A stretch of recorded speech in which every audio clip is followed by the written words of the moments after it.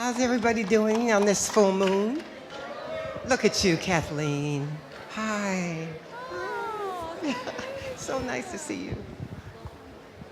It's the moon was full at 6:55 this morning, and it stayed full, exactly full, until about 6:55 this evening.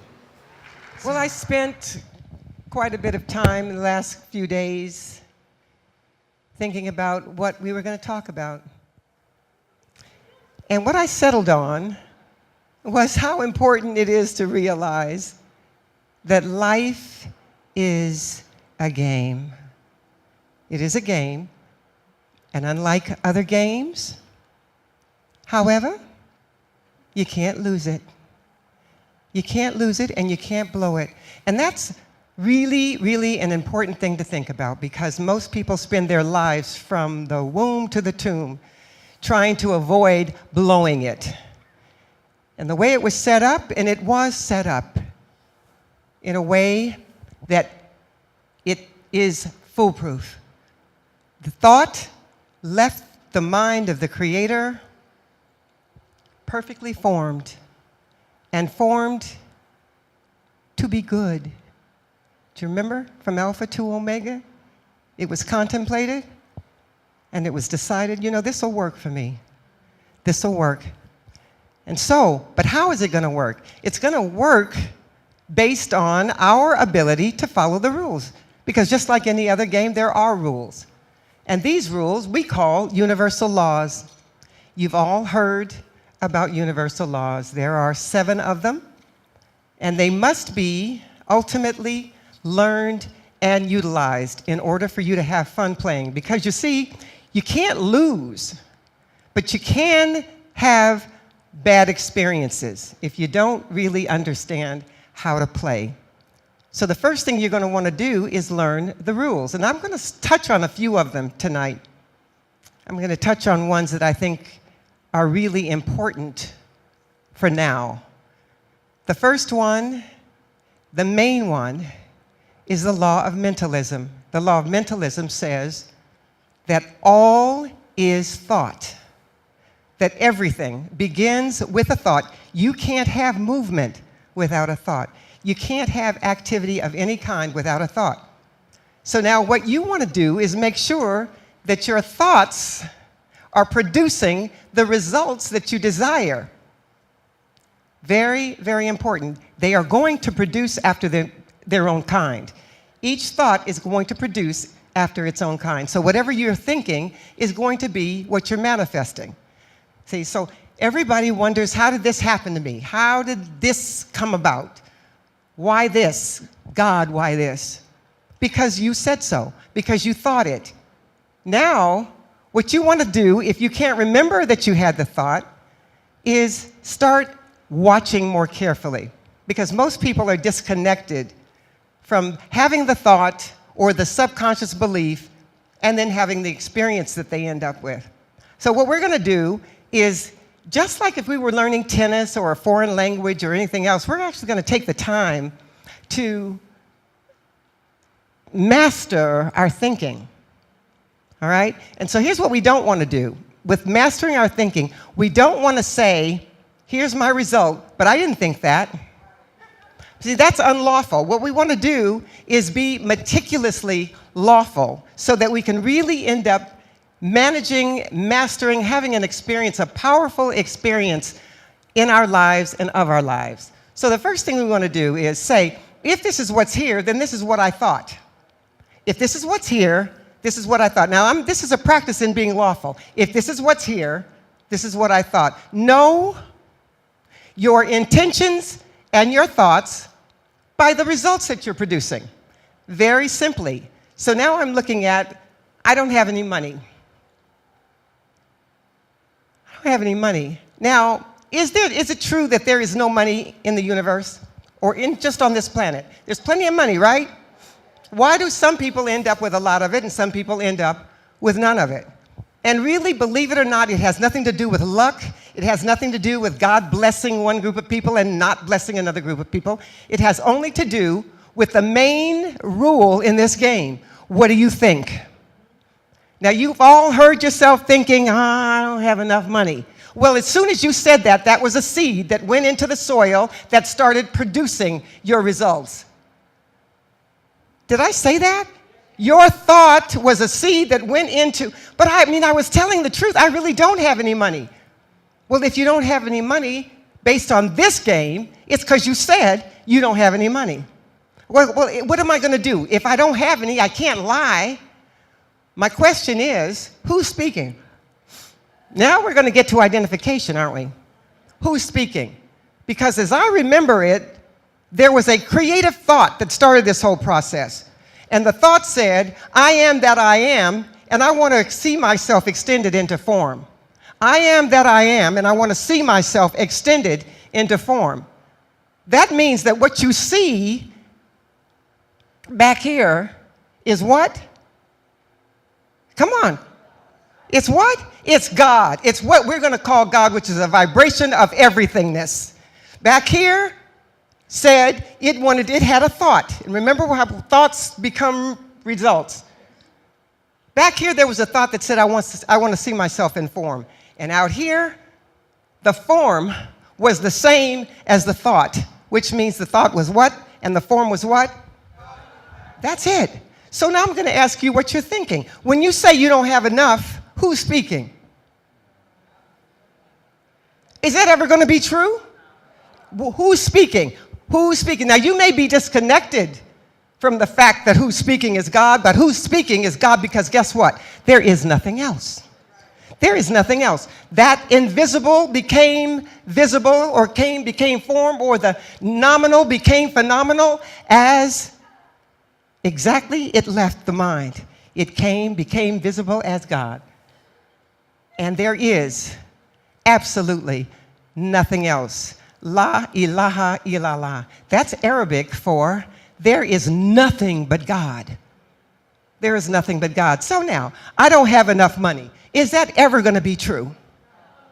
But it can be true for you if you separate yourself from the all that is and stand over here as not that and speak from that not that. Then you're going to have an experience of that. It'll never be a true experience. It'll never be real. Because as the image and likeness of God, you could speak forth anything that you wanted and put a so be it behind it and have a completely different experience. But you'd have to start with the Word, because in the beginning was the Word, and the Word was not only, it was, right? God. The Word was God, the manifestation is God. I am that, therefore, everything that I think becomes form. I was watching a video this morning on quantum physics, and it was actually proving scientifically that when you have a thought, this energy goes into the quantum field, the great primeval ocean, and starts formulating. So it actually dresses itself. Every time you have a thought, that thought goes into the quantum field. That thought as a seed goes into the soil. And when you have a thought of cantaloupe that goes into the soil, it doesn't come out as strawberry. When you have a thought of green peas going into the soil, they don't come out as yellow tomatoes. What am I saying? Your thoughts go in and they come out because your thought is still linked with the divine. Your thought is still holding the power of the universe behind itself. And so all you'd have to do to have a different experience, and you've heard this a million times, all you'd have to do to have a different experience is to have different thoughts. And you get to have different thoughts, but you can't have different thoughts without properly identifying yourself. You cannot have a thought that says, I'm whole, perfect, and complete as an ego, because an ego will never be whole, perfect, and complete. An ego will always be a separated entity. It will never be a part of the one thing identified as the ego. So the only way that you can be a part of the one thing and to have the experience and the power behind your words of the one thing is to identify yourself properly as that. So in Egyptian mysticism, we call that stepping to the left. Stepping to the left. We call identifying yourself as the ego or the world stepping to the right. Which leads me to another very important law, which is the law of vibration. Because the law of vibration says that if you are standing to the left, you are standing in what we call kingdom consciousness, or the consciousness of the divine. And when you're standing to the right, you are polarizing into the emptiness. This is very important, because when you identify yourself as a personality, I am a woman, I am 25 years old, I'm Jewish, whatever you do, however you identify yourself then as other than the divine, you are stuck then with the circumstances and the thought system of that identification. Can you hear me? So the only way you're ever going to be able to utilize the power that comes with the great mind is to identify yourself as a stream of divine consciousness. As a stream of divine consciousness. That gives you all, it gives you all of your power. It gives you all of your majesty, you see. Because over here, we call this in polarity, in the law of polarity, which is one of the 7, everything. What we call this over here is nothing. These are polar opposites, everything and nothing. So that when I identify myself as everything, there's nothing that is impossible to me and everything is available to me. But when I identify myself as nothing, no matter how I try and no matter how much I pray and no matter how much I work and strive to have something, if I'm standing in the nothing at the end of the day, I'm going to end up with nothing. That is a universal law, and I'm asking you to learn the rules of the game so that you can stop being frustrated. If you stand in the nothing, nothing is inevitable. So here is your opportunity. Stand where everything is. The ancients used to say, seek thee first the kingdom if you wanted something. Now I'm saying the same thing. Here we're going to call kingdom consciousness. Here we're going to call hell, where is suffering and emptiness and sickness and poverty and craziness and death. Over here we have eternal life. So I say I want to have abundance in my life, and then I stand over here where abundance is not possible. So I don't care if I win the lottery. I don't care if I win $2,000 million. If I'm standing over here, it won't be a year before I'm back to minus, because it is a sieve, this side. It is a sieve because of the law that says only one side can be full. The side, kingdom side or the ego side. Only one can be full. This one is a sieve, like a spaghetti drainer, so that everything that goes in, all the water that goes in, empties out. So at the end of the day, you're going to have an empty space. Over here, everything stays full, is full, remains full, and all you have to do to stay full, be full, and remain full is to identify yourself with the fullness. Now, we were thinking about certain movies that have come out lately that say that you can sit down in a chair and you can dream up some kind of abundance or some relationship or some fancy car. But I'm going to tell you something. I don't care what you dream up, pray for, wish for, hope for, and pin on your wall on a vision board. If you stand here at the end of the day, if you get it, you will have magicked it up. And the one thing we know about magic is that it is here today and mañana. What we say in Arabic, wala haga, nothing. So now here's some really precious, precious advice. Learn the laws and properly identify. Learn the laws and properly identify. Wake up every morning and you look in the mirror and you see what's looking back at you is either a vehicle, a 49 Ford, a 2006 Rolls Royce, a vintage Mercedes, or the image and likeness of God. And I'm telling you, if you identify yourself as a separated personality, you're never going to have a positive, powerful experience of this magnificent game called life. It is created out of magnificence to be magnificent, to be abundant. You cannot count the number of leaves on a tree. You cannot count the grains of sand on a beach. You cannot count the drops of rain in a storm or the breaths that you take in a day, that's because you are surrounded by unlimited abundance. But you can close your eyes and think that there is no light. You can look in your checkbook and think that there are no funds. You can look to what you think you know on paper and say that there is no knowledge. But there is, see. And you don't have to do anything or work really hard to have what you were created as already. So a lot of people, most people, are the image and likeness of God, standing over here as separated entities, pretending to be the image and likeness of God. Not the image and likeness of God, the divine streaming through, but just powerful for no reason. Powerful because I have big muscles, powerful because I have a big bank account, powerful because I'm cute, powerful because what?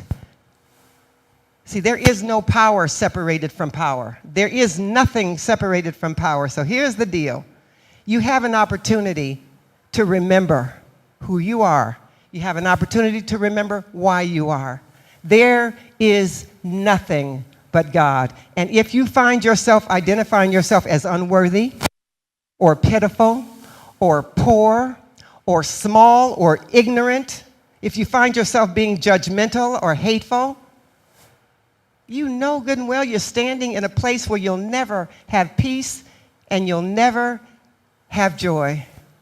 Hey, but that's choice. The law of vibration. One last point. The law of vibration says if you're standing in the light, only light-filled things can come to you. How many times have you stood in the dark and been afraid of the dark when you could have stood in the light with no problem? See, because the vibration, the law of vibration says that dark things can't happen in light. That's a law. See, this is a scientific proven law. Dark things can't happen in the light. So why would we stand in the dark and be afraid of the dark when we could so easily choose to move to the light and just stand there and let the love and power and wisdom of God surround you? I heard this beautiful speaker this just a few minutes ago saying that God, therefore us, therefore every single thing is whole, is perfect, and complete. And all we'd have to do is start knowing that, and not knowing it in some superficial, detached way, but in a deep and powerful and profound way. I am connected to the all. I am a beam from the sun. I am a ripple of the great ocean. Everything. I am an heir to the kingdom. See? So why don't we think about these things? The next time we want to identify any way that is not whatever you would say about God. When I was working in Africa, in Ghana, I did this process where I put 2 blackboards up. And I asked the participants to describe God. And I'm going to ask you all, just give me one adjective. Just everybody throw out one adjective. Come on. And so I wrote all these things on the blackboard. And then I asked them to describe man or mankind. Just tell me what you think they might have said. Man is, say it? Limited. Give me some, come on. Simple, limited, greedy, lustful, angry. Now I'm going to ask you, would you give anything to anybody, even yourself, who fit the description hold of mankind? You just said all these wonderful things about God and all these horrible things, not necessarily you, but they, all these horrible things about mankind. And then you wonder why you're not having a powerful, abundant experience because of what you think about mankind. Okay, what if there is no mankind? What if there's just God extended into form? Then who are you talking about when you come up with all those crazy adjectives? Poor and sick and tired and hateful and lustful and angry and what? Because there is, again, nothing but God. If you start identifying yourself as that and appreciating your brothers and sisters as that and see and be only that, I guarantee you that next year when I come back to see you, your circumstances would be totally different. And all it would take is for you, see, because it's not up to you who you are. Established before you were. But it is up to you who you say you are. And you have an opportunity to correct what you're saying about you and your brothers and sisters that will change your life and the way you experience this magnificent game forever. I love you. Give me something that you can actually transform into. Yes, dear. You said there were 7 universal laws. First one is mentalism. Everything is thought, and everything that you think manifests. So I think that's the most powerful one. We can almost stop with that one. Every single thing that you think manifests. And in your auric field, let's just say this circle is my auric field, and I stand in the middle of it. If it comes to me, I had to think it. Now, I'm not going to remember that I thought it, but I'm going to have to trust the law and admit that somewhere, on some level, this is what I think, if this is what I have. And if I don't like it, I need to stop and not argue that I don't believe it, I don't think it. I need to see it, and I need to stop and say, is this true of the divine? If it's not true of the divine, ultimately, it cannot be true of me, and I must change it. So this is where proper identification is a must. There is nothing but God. Anything else? Anybody else? What are all the laws? Mentalism is the first one. Correspondence, as above, so below. That means, if you want to know really the nature of God, look at the nature of yourself. And I mean really. Loving and compassionate and thoughtful. Watch this. Everybody watch this. Did you see that? That was a demonstration of how powerful a thought is. Because before I could actually have a full thought that I want to move my hand, all the nerves and muscles and tendons and nerves that were necessary to create that movement occurred before I could finish thinking the thought. That is the power of thought. Thought circumnavigates the globe before we can finish even thinking it. It's the most powerful force in the universe, and we're either using it to glorify ourselves or to destroy ourselves. It's just the way it is. Oh, I didn't get very far, did I? So I didn't get past correspondence. All right, mentalism, correspondence, vibration. All right, vibration, that's an important one because as I said, everything to the left is very, very rapid vibration. It's all light. Everything over here is the absence of light, or dark, if you will. There are things that can happen in the absence of light, and if you want to just check out a plant, just take the plant out of the sun and put it in a closet and see what happens to it. Out of the light, everything perishes. So you want to make sure that your vibration stays high, and it can only stay high if you stay in the light, and there are ways that you can stay high, and love, praise, and gratitude are the 3 most powerful ways. Keep your mind stilled on love, praise, and gratitude. Learn to praise. What does it mean to praise? It means to acknowledge what the Spirit of the living God is doing and say, ooh, just like that, just like, ooh. See, that's all that praise entails. It's just to notice what's a sunrise, a sunset, a full moon, a baby in 9 months, for heaven's sake, ooh, like that. So where am I? Mentalism, correspondence, vibration, polarity. Polarity is important because 2 things of different poles on different ends of the poles can't occupy the same space. So you cannot then say, I'm loving in standing in fear. right? You can only say I'm loving, standing in love. You can only say I'm fearful, standing in fear. If you're identified with the ego, therefore, you are standing in fear all the time. Stand in love, identify yourself as God, and be thrilled with yourself. So that's polarity. So mentalism, correspondence, vibration, polarity, rhythm. What did I forget? Consequence. Did I forget consequences? What goes around comes around. Did I really forget that one? That's way up there in the top, like number 3 or something. Correspondence. No, consequences. What goes around comes around. You reap what you sow. You plant a tomato seed, you're going to get a tomato out, and stop thinking you're reaping all these tomatoes, but I'm planting strawberries. No, you're not. You're planting tomatoes if you're getting tomatoes. So now if you want strawberries, stop for a minute and correct. Don't keep standing there cursing the strawberries or the tomatoes or whatever it is that you got that you weren't supposed to get. All right, so where was I? Come on, help me. Mentalism. Correspondence. Consequences. Vibration.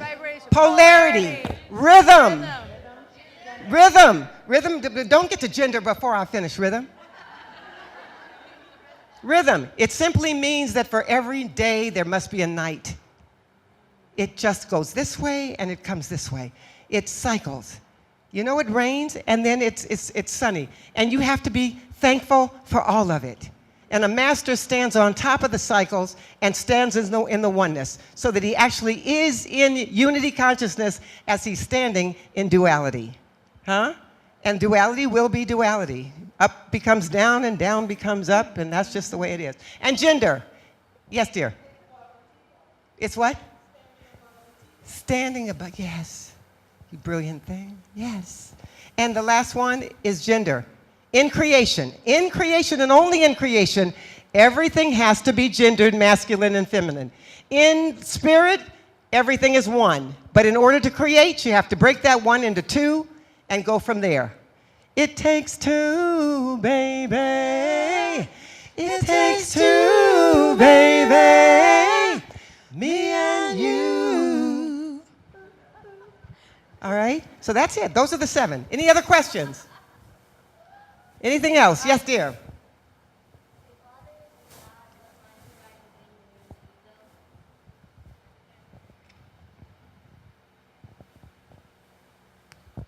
If all there is God, what mindset are you in when you're in the ego?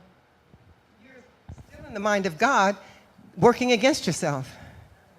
See, you cannot help but be what God created, because that was all that was created. When that mind said, let there be, there was nothing else but that. So when you're standing in the I don't think I am that, you're still using the power of God to diminish yourself, but it's still the same power. All right, that, probably we used up that little extra time that we had. And no, we still haven't? She said till 8:45. Oh my heavens. Anything else? Anybody else? Yes. Here. Are there exercises to actually develop Yes. yourself as God? Yes. Yes. Say it again. So Yes. What exercises are there to actually develop yourself as God? Your mindset and your spirit is. All you have to do, really, is activate that intelligent gene that everybody has in his heart, in his Christ seed atom. Just know that nothing else makes sense, but to start seeing everything, including and especially yourself, because charity does begin at home. Start seeing everything as the one thing. It'll change everything. Stop seeing anything but the divine. Even if what you're seeing appears ugly, it's just the divine learning that it's divine. And it will learn that, because everything that hits the wall bounces back in awareness and knowledge. So when you see, I don't care what you see and I don't care what you do, it's like that in the beginning, the creator saw everything from Alpha and Omega to Omega and said it's good. And if it's not good, it's not over. All right? It's just about the way it is, see? It will get, it's like walking into Michelangelo's studio about maybe 6 months into David. Huh? Now, what you have is a big mess. You have a big block of stone with a bunch of chips and holes dug in it. And it looks like, oh my God, this is terrible. But just wait, it's not over. Huh? It's not over.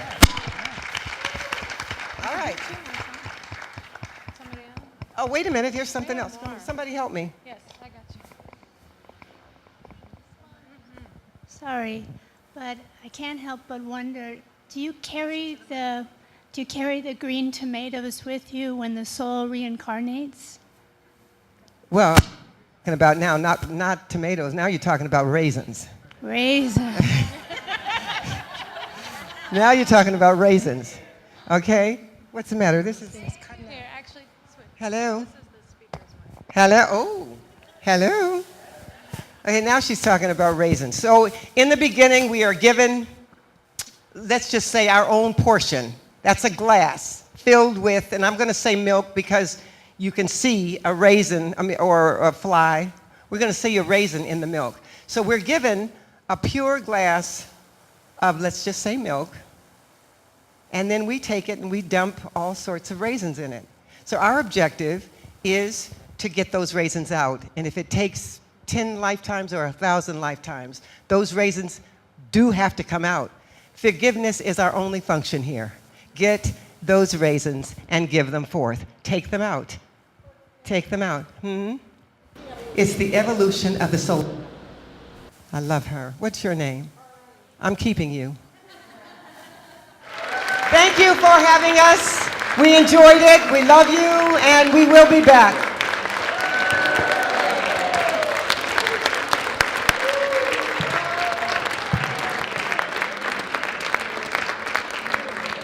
Wow. I told you, is this on? Yes? Okay. I told you we were in for tonight. It was so beautiful. Thank you, thank you, thank you. I really can't thank them enough. I would go on all night, so I think we have shown our love and appreciation, and thank you, Akili, so much for that beautiful meditation. If you have your programs, I would like to lead us in our closing invocation. It's in the inside. Closing invocation.